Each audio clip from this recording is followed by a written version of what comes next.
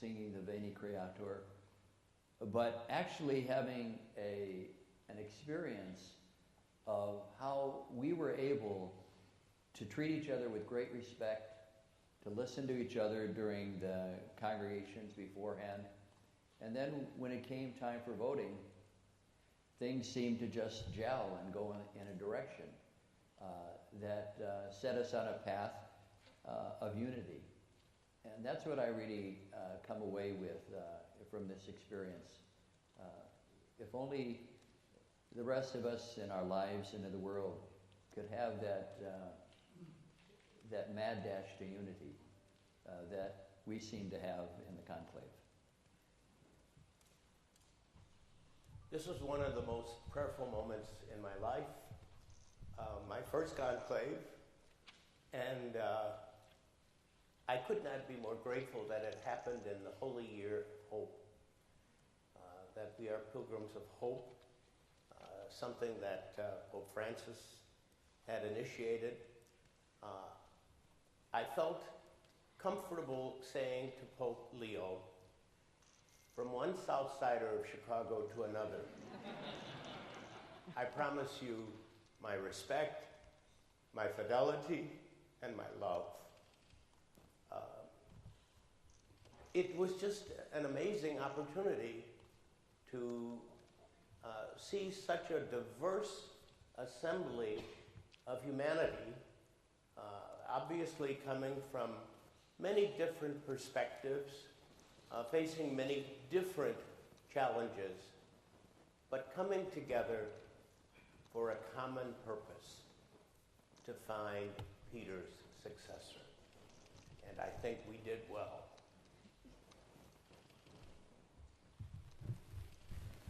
As one who is very American in habits, tastes, and attitudes, I always thought it would be impossible to have an American pope in my lifetime.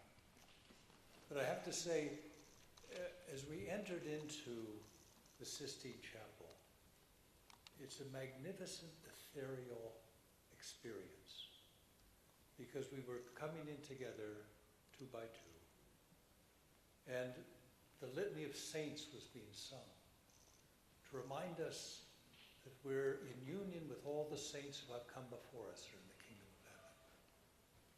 And at that moment, as we came in with the Last Judgment in front of us, that magnificent painting which brings to the fore the whole of humanity, and all of its joy and accomplishment, and all of its hardship and struggle and failing. All sense of those divisions within the world fell away. And I felt we were looking at that moment into the souls of one another to find who should carry on this incredibly important mission at this moment in time. Some of you may remember John the 23rd called his autobiography The Journal of a Soul. And I really think in the discernment that went on and the prayer that went on, we were looking for the soul who has the capacity at this moment of time to really be a witness to Christ. And there was a great movement on the second day, a great movement within the body that was there. And it could be nothing other than the grace of God moving us toward this consensus, which I thought would have taken a lot more time to get to. And in thinking of Cardinal Prevost now, Pope Leo, what comes to mind is a phrase that was so much at the center of Pope Francis' pastoral ministry: missionary discipleship. That we are all called to be missionary disciples in the world, building the kingdom of God in the ways brought to us that we can in the lives we live out every day. And in a very real sense, Cardinal Prevost in his life has been at its core a missionary in every way. And in the great missionary tradition of the church, but also in his own life as a missionary within his family, within his religious community, within the parishes where he served, in the diocese where he served. now for the world. And in a very real sense, we are in the city of the great missionaries of Christianity, Peter and Paul. If you ask, what were they citizens of? Paul was, in a real sense, a citizen of Tarsus, in Rome. Peter was a citizen of Galilee. But they each became missionary at their core and came to this place in Rome and gave their lives. And I believe that's what Cardinal Prevost, now Pope Leo, is doing and is at the heart of who he is and who he will be in the life of the Church. I've been the representative of 4 popes during my life. And from one minute to the other, he became my 5th pope. There is a continuity. It's wonderful. It happens in a few moments. Cardinal Prevost became the pope. What an extraordinary experience it was.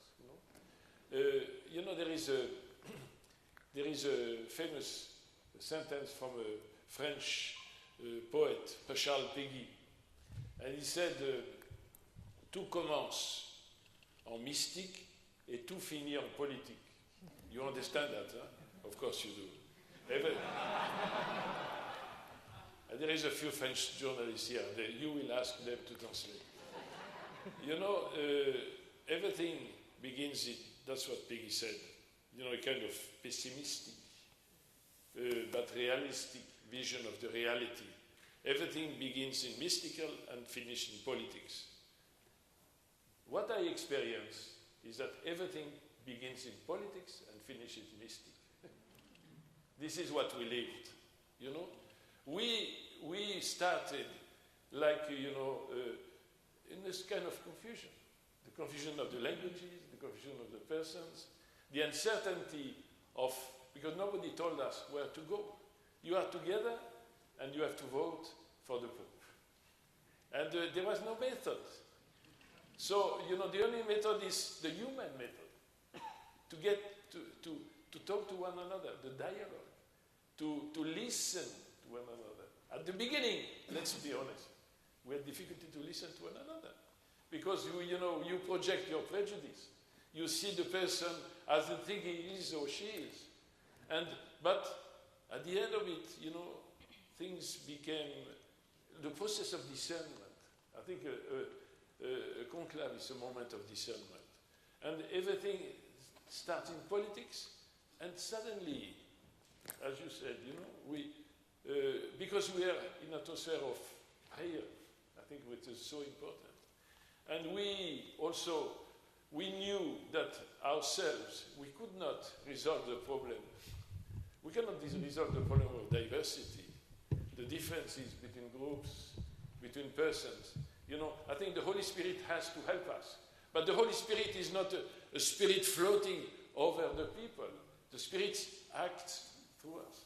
And may I say, you know, at certain moment, and that was my wonderful experience, at a certain moment, I said, the Spirit is working. And we have Pope Leo. May I, if you, my brother's American, because, you know, I have the privilege to be French here. You know, everybody says an American Pope. But this man has spent most of his life in South America and in Rome. And, you know, by the way, a Pope from South America, in America of today, is very important. Is that not? Is that not a prophetic gesture from God himself? You know, first and foremost, because he was a bishop of Chiclayo. You know, he is very well known. He's a South American bishop. Although, you know, he comes from the center of the world, Chicago, no? But another thing, have you heard about Cardinal Prevost? But Prevost is French, by the way. Prevost is French. Is that correct? And look at the genealogy of Prevost. It's very interesting. It's everything from South America, Haiti, Louisiana. Everything finishes in Chicago, but Chicago is not the end of the world. Right? So that's Cardinal Prevost, a man from Chicago, becomes the Pope of the Universal Church. Thank God. Thank you, Your Eminences. We can now take a few questions from members of the media. I have two seminarians on either side who have microphones. If you'd like to ask a question, please raise your hand and I will call on you and they will bring a microphone over to you. The first question goes to Lester Holt, NBC News. Thanks very much. My question is to Cardinal Tobin. A lot had been talked about in the lead up about this larger number of cardinal electors, the fact that they were scattered from different parts of the world, didn't know each other. I want to ask you about the level of familiarity in the room, in the conclave. Well, first, Lester, I'm glad you clarified what you meant by larger cardinals.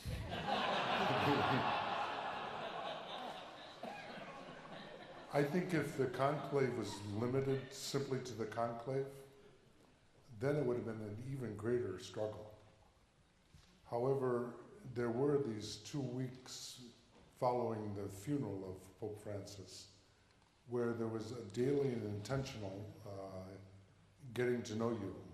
And we listened to each other for the better part of that time.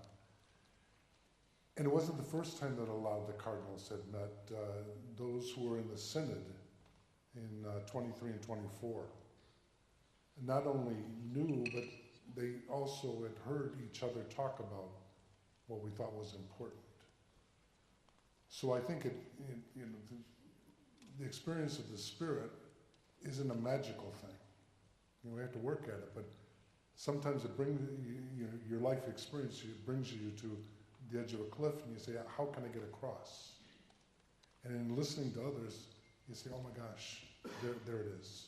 There it is. That's the way to go." So I think we had time that was not restricted to just a few days this week.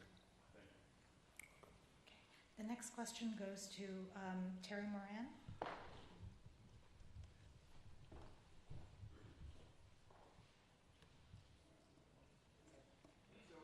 A couple of questions. First, during the meetings of the cardinals and the congregations, did Pope Leo, then Cardinal Prevost, did he have something to say that might have had an impact on the conclave? And then today, Cardinal Bo of Myanmar told ABC News, and I want to get his quote, that one of the reasons he's excited to have an American Pope is because he can build a bridge and find conversation and dialogue with President Trump. Do you think that was present as well?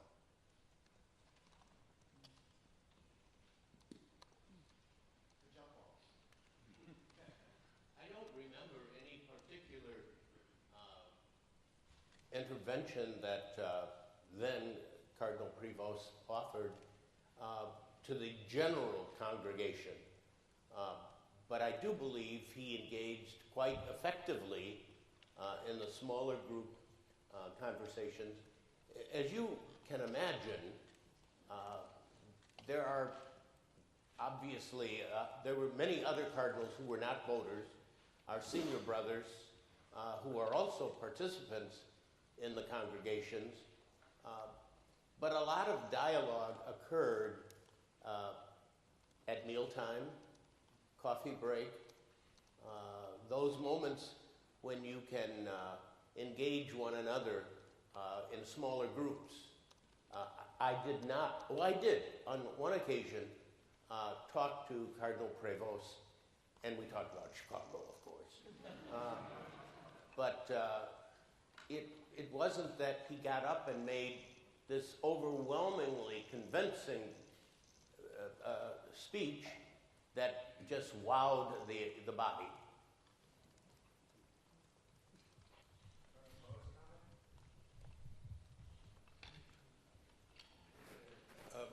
I'll try both of those. One is that Cardinal Prevost talk during the general sessions. I think what was important was not particularly the substance of what he said, but the manner with which he spoke. And that's key when we're looking at these questions. The key is, what is the manner a man is going to bring to this office, to this role? Secondly, I think the impact of him being an American was almost negligible in the deliberations of the conclave, surprisingly so for me. I'm a newer cardinal, and I talked to many of those who were from different places, many far-flung, because you know Pope Francis made cardinals in the periphery. That was a particularly important witness. And what surprised me was the real absence of that being a key question at all in this conclave. Maybe, I think we should not forget that he has had a very important position in the Curia for a couple of years already. You know. He was the head of the Coronation of Bishops. So he's also known, for his actuation. He has begun. And he has been chosen by Pope Francis. You know. There is also, I think, a kind of continuity. I think he has a deep understanding of who Francis was, and so there is I think this element certainly have had their importance for the choice of this new pope. Okay, next question, towards the center aisle here. The lady in the aqua jacket. I'm sorry, I'm totally blanking on your name. My name is Delia Gallagher. My question, please, is to Cardinal Dolan and Cardinal Gregory. To what extent is it correct to interpret the election of Pope Prevost as a reflection of the desire of the cardinals to offer a counterweight to the global influence of President Trump? Thank you.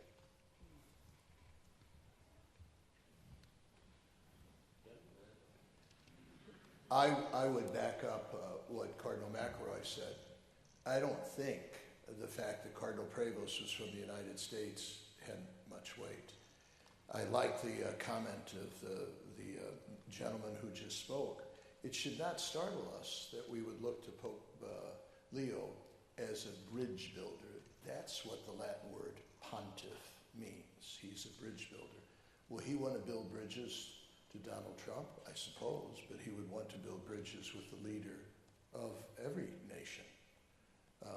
So I don't think at all my brother cardinals would have thought of him as a counterweight to any one person. I don't know if that's ever been true in the history. Perhaps in 1978, perhaps the election of Carol Wojtyła as a counterweight to the communist hegemony would have been a little more apt. But I don't see anything like that now. He would look forward to meeting and very soon, within 10 days, he'll begin almost daily meeting with leaders of the world who will come for rather substantive discussions. I presume one of them down the line would be the President of the United States. Would that be of more heft than the other ones? I don't think it would in his eyes. I didn't sense in the conversations that I had with the other cardinals of the world that the conclave was seen as a continuation of the American political election. Obviously, the cardinals were quite aware of things that have occurred in the United States, statements that have been made, political actions that have been taken. But what the cardinals were concerned about primarily, at least from my conversations with them, was who among us can bring us together? Who among us can strengthen the faith and bring the faith to places where it has grown weak, bring the faith to places where there seems to be less enthusiasm or appreciation of the common things that draw us together. So it wasn't an election conclave, it was a desire to strengthen the Christian faith among God's people.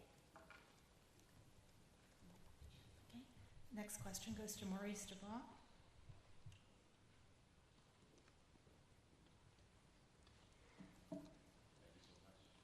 1, 2, 1, 2. I'm wondering, let's start with Cardinal Supich here. What do you think the impact of this papacy will be on Catholics in America, on the church in America? I don't know if you saw the spontaneous reaction yesterday. People were chanting USA, USA in St. Peter's Square. And at the same time, some others have said, maybe pump the brakes here. This is the least American of all the cardinals. Where do you think this papacy is going to lead Catholics in America? I believe that he will have a special platform given his experience of living in the United States, but also living in another country, a missionary country like Peru, but also here in Rome, to have Catholics take a second look at the teachings of the church that have to do with the social gospel. Picking the name Leo is indicative, I think, of the direction he wants to take. The great reformer, he was the first modern pope that we've had after Pius IX, who wrote stirringly about the rights of workers, of immigrants, of those who were living at the margins of society. So I think it will give him a platform to reintroduce Rerum Novarum, the works of the church since Rerum Novarum and Leo XIII. And I think he will be able to put it in language that's comprehensible and also challenging to Catholics in the United States. So that's what I'm looking for. I think that's the promise that we saw yesterday on the balcony, and also the promise in the name that he chose. I agree with Cardinal Supich that what is happening with the election of Pope Leo is this man is aware historically of where we are, where we all are. And Pope Leo XIII was an important figure in the history of the most recent church to actually speak about in a very concrete way about Rerum Novarum, of the new things.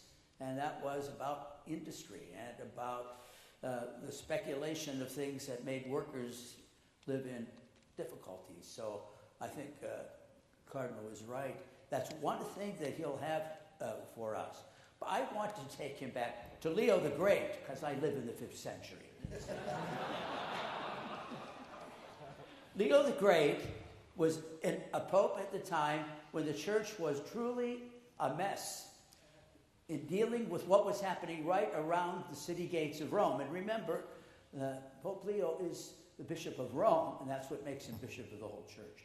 And Pope Leo managed to pull off a number of things relative to saving the city, helping the city, and at the same time, he preached Christ crucified, and he preached him as truly Son of God, and truly, as his phrase is, also consubstantial with us. Jesus is truly one of us. I think Pope Leo is a wise, wise man, and he picked someone whose name has multiple figures from Leo the Great to Leo the XIII, all of whom can speak to us both in terms of social doctrine and in terms of doctrine of who Jesus is. Thanks. Okay, great. I'd like to call on a print reporter, Joshua.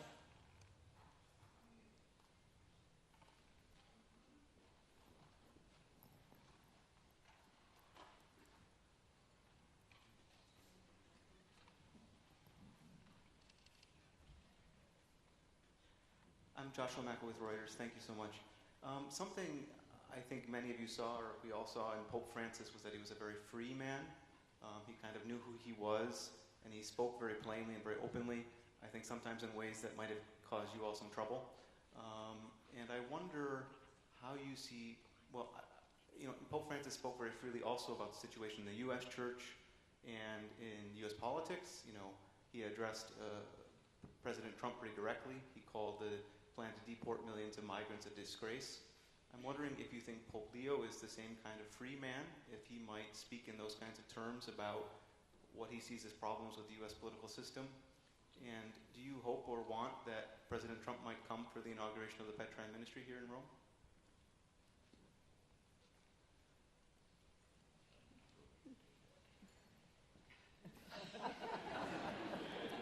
Why not? Why not?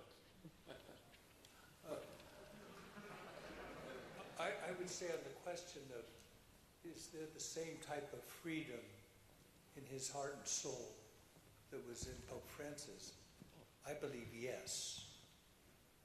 But that's different from asking, is he going to express that freedom in the same exact manner or the same pathways and contours that Pope Francis did?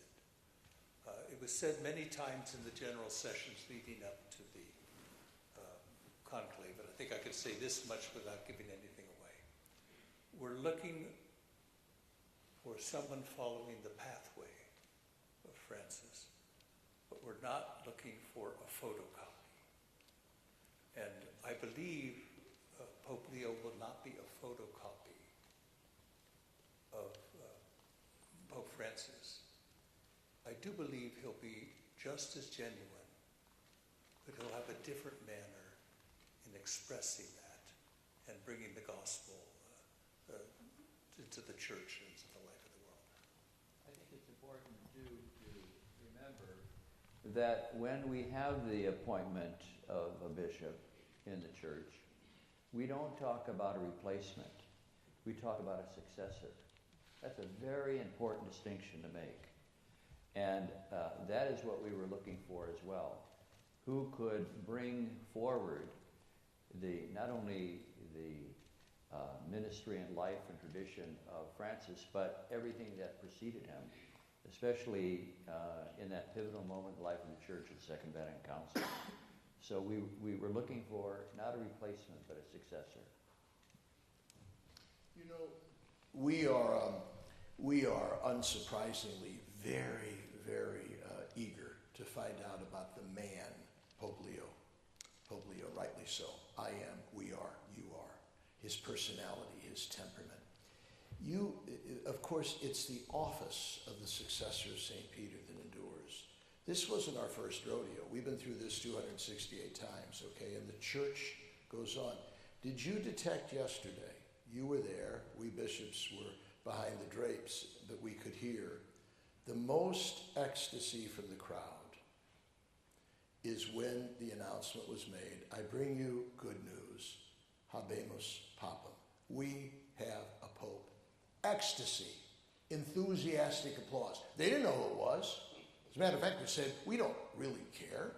We have a pope. The chair is no longer empty. There will be a man at the window on Sunday.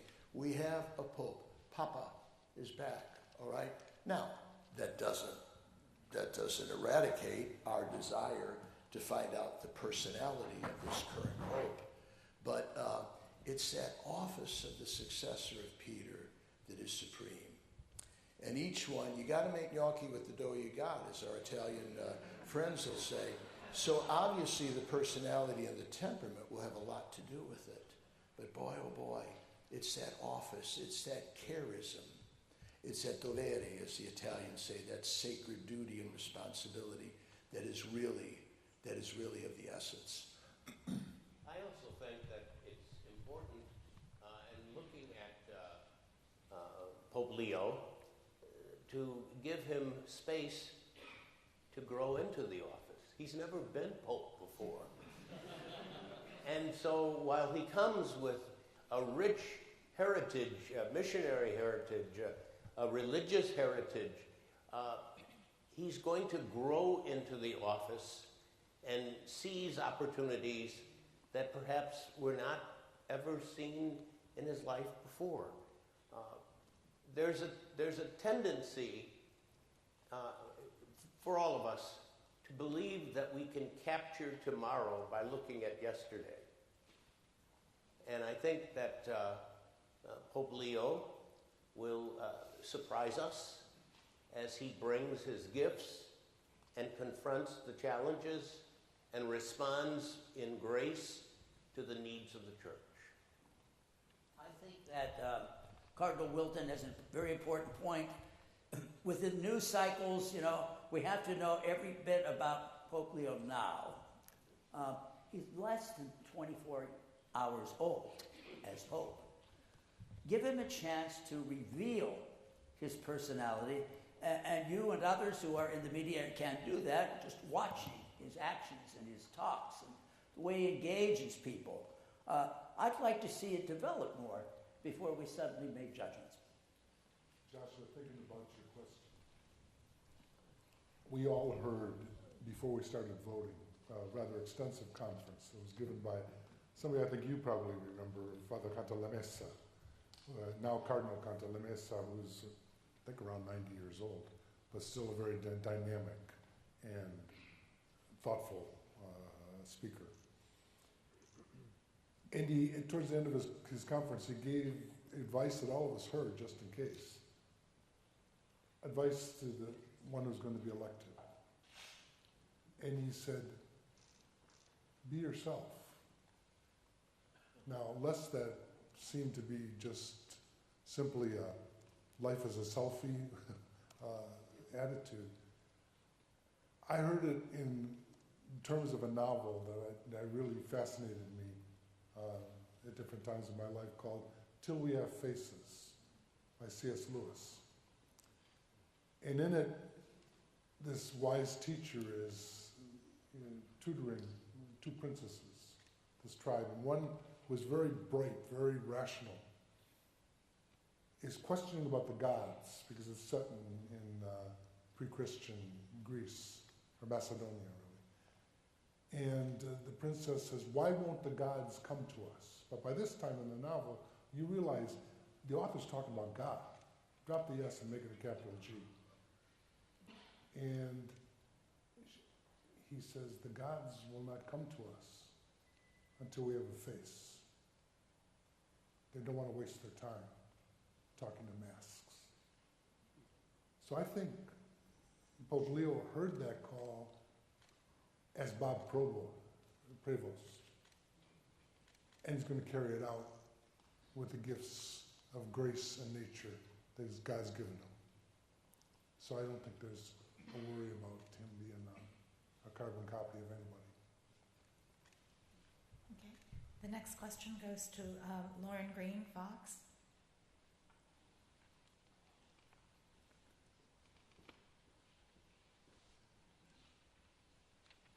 One of the things that's very apparent about Pope Leo XIV is that he seems to be a combination of Pope Francis and Pope Benedict, like the missionary aspect of Pope Francis, but sort of the theological mind of Pope Benedict because of his doctorate in canon law.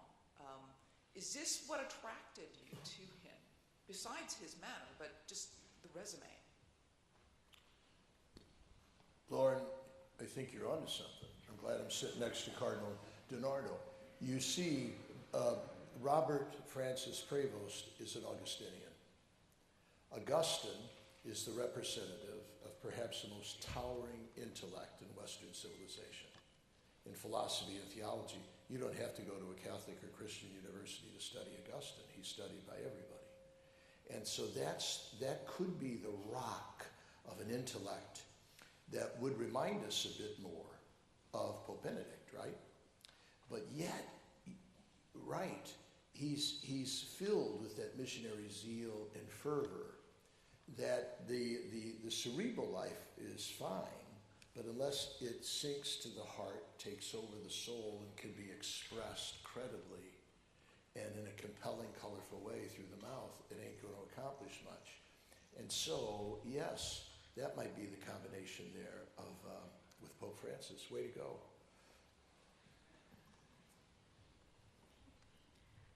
Next question.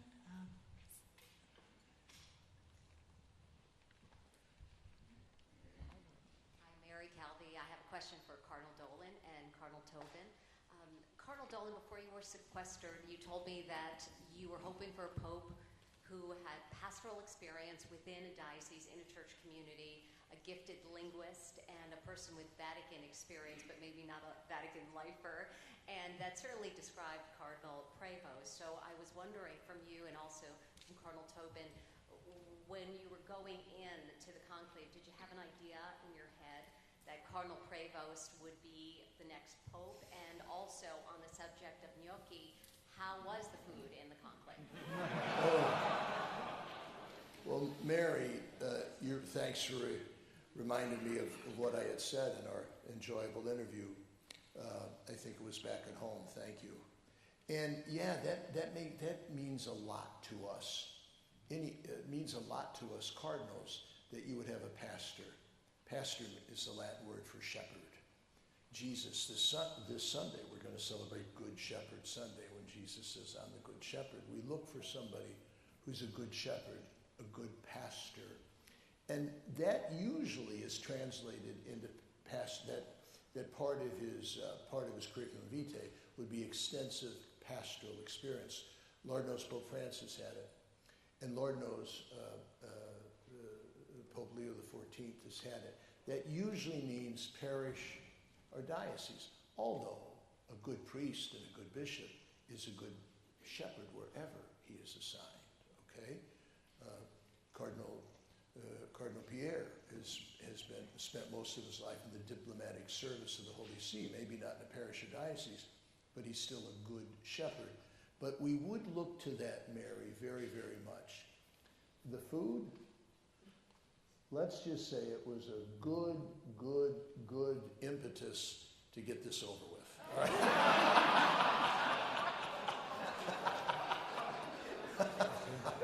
And I could follow by first verifying what Cardinal Dolan said, because last night they had an incredible meal. As I said, they've been holding back, till we got the job done. But I do remember being so shocked the day after Easter, getting the word about 5 o'clock in the morning of Pope Francis's death. And as I was shaving later that morning, I was listening to a segment on the BBC in which Cardinal Bo, who was mentioned from Myanmar, was being interviewed. And towards the end, the journalist, with the customary discretion, said, without violating any secrecy, do you have some candidates in mind? And Cardinal Bo surprised me by saying, well, yes, there's one or two I've been thinking of. And I said, Joe Tobin, you got a candidate in mind? And I said, absolutely not now. And I don't think it's just laziness. There are other things I probably could do more promptly. I needed to listen to, especially these discussions before, as I valued what happened in the Synod so much, because it was an opportunity not simply in Rome to listen, but in all places in Newark, New Jersey. And I came to that Synod with a lot clearer ideas of what I heard from the 16,000 or so people that participated. So I think that I would imagine there was one or two that came with somebody else in mind and changed because of what they heard. So thank you. Well, we are running a little short on time. I'm going to give one last question to a Catholic outlet. I'm going to call on Cindy Wooden with Catholic News Service.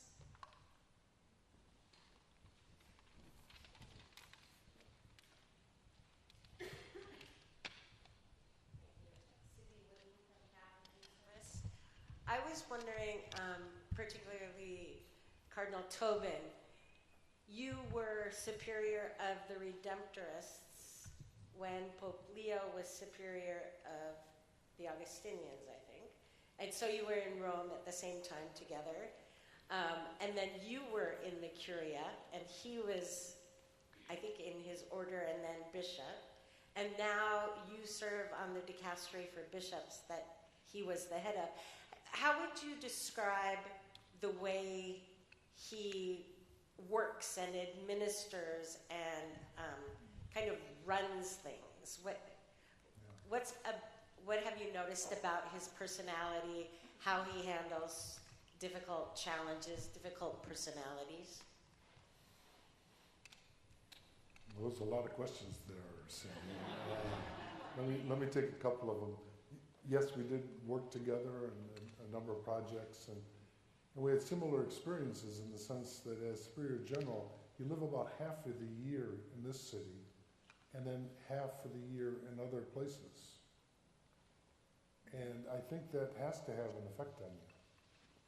It's much like in the United States.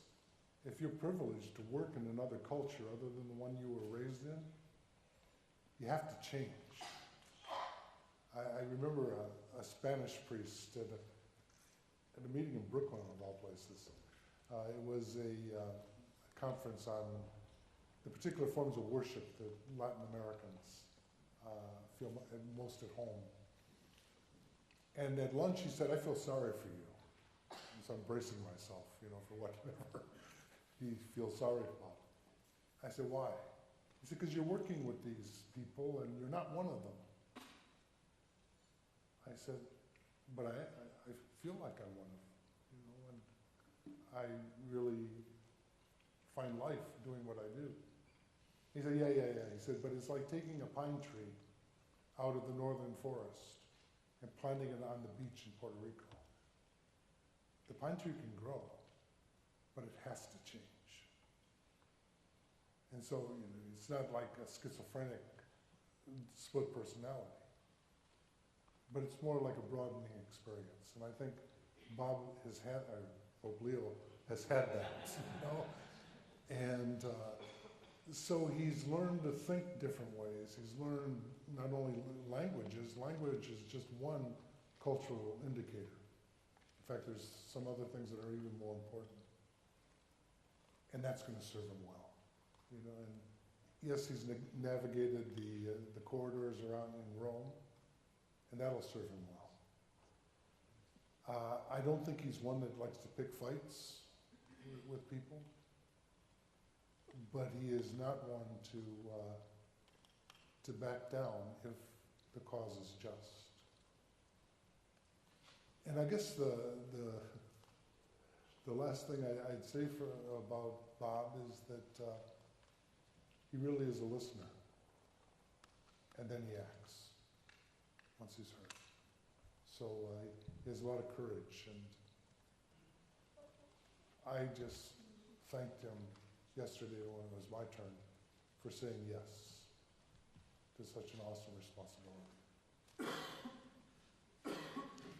Okay, thank you very much, Your Eminences, and thank you, ladies and gentlemen of the media, for your participation today. And thank you, Monsignor Powers and the Pontifical North American College, for hosting us today. Have a good evening, everyone.